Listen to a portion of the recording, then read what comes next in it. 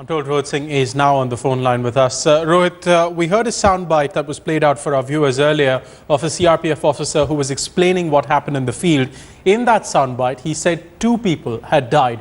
We now know 3 people have died, and at that time what it seems like this CRPF deputy commandant was still alive. He was appealing for help, and that help never reached him.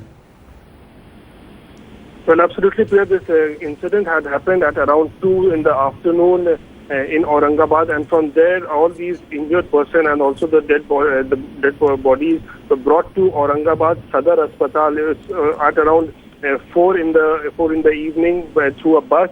And there also there was not proper treatment that was provided to these injured people, especially Insurgent Singh, the deputy commandant. He is crying for help. He was appealing that help should come to him because a lot of blood was oozing out from his body. But absolutely there was chaos at the Sadar Hospital in Aurangabad. There were not many doctors there present. There was utter chaos, and that is why nobody was understanding what to do.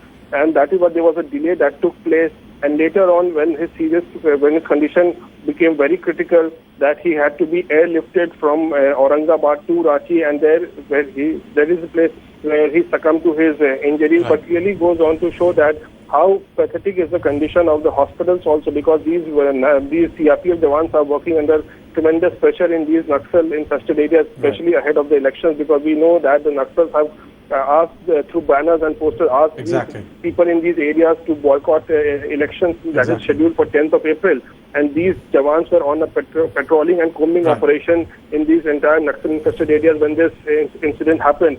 And therefore, because of the delay that took place at Aurangabad in Sadar Hospital, where the help could not come to him, the doctors were not present in large numbers, that this incident had happened. Okay, Rohit, stay with us. I also have on the phone line Mr. Prakash Kumar, who's a former Director General of the CRPF himself. Mr. Kumar, does the story make your blood boil? No. First, I must clarify, I'm Prakash Singh. I beg your pardon, sir. Very apologies. You're from the BSF. Not CRPF, but Border Security Force. I apologize, sir. Having clarified that, well, the problem is that in Bihar, the state government has been very lackadaisical in its approach to the Naxal problem. And we are aware of the fact that last year, the Home Secretary Government of India wrote a stinking letter to the government of Bihar that they were not doing enough on the anti-Naxal front.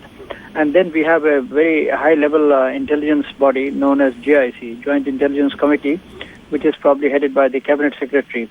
They also wrote a letter to the government of Bihar for being very soft on the Naxals, and they even said that Bihar was acting as a bridgehead between the Maoists in Nepal and the Maoists in India. So the government of India has been from time to time conveying its displeasure and unhappiness with the Nitish Kumar government for its very soft approach to Naxals. But Mr. Nitish Kumar wants to live in his own paradise. He says that I have no magic wand to deal with the Maoist problem. The problem is, the whole problem is that they are given central paramilitary forces, but they don't make good use of them, and the state police has been very defensive and very soft in any action taken against the Naxals. Hello. Mr. Singh, I have one more question for you, if possible. We've talked earlier about the state of the Jawans who are fighting against the Naxals and the morale of these troops and how it's affected. A situation like this, where an officer of the CRPF is left to bleed to death for 2 hours without medical attention, coming just ahead of the polls, how does this affect men who are supposed to continue the fight?